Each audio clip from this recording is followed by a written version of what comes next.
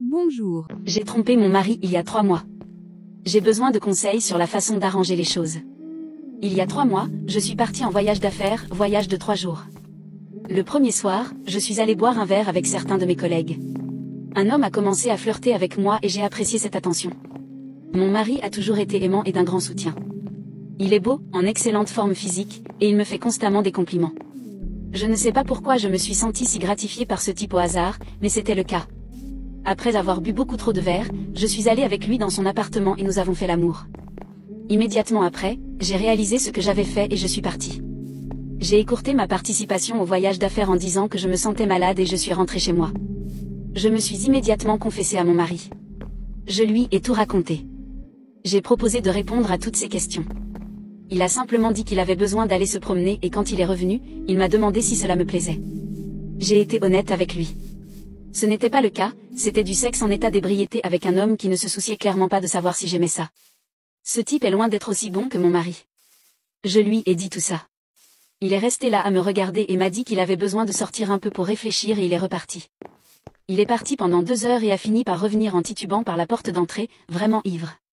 Il pouvait à peine parler, comme s'il était ivre. C'est maintenant devenu un thème commun depuis que c'est arrivé.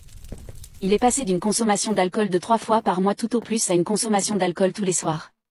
Et il ne se contente pas de boire, il devient ivre-mort et s'évanouit soit dans notre jardin, soit sur le canapé. Il a recommencé à fumer des cigarettes, il a arrêté il y a 2 ans. Il ignore nos amis lorsqu'il les invite à des événements.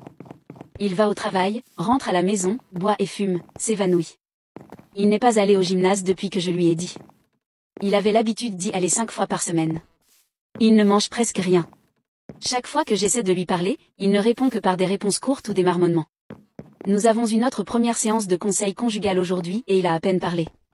Le conseiller a essayé de lui faire dire quelque chose, mais il a fait la même chose. Des réponses courtes ou des marmonnements. J'ai proposé tout ce que je pouvais imaginer pour arranger les choses. J'ai fait les choses qu'il a toujours faites pour moi. Je lui fais du café tous les matins, je lui dis qu'il est beau, je lui propose de faire des courses pour lui. Il ne semble plus s'en soucier. Il semble juste être une coquille de lui-même. J'ai vraiment peur d'avoir fait quelque chose d'irréparable. Je ne l'ai pas vu sourire pendant tout ce temps.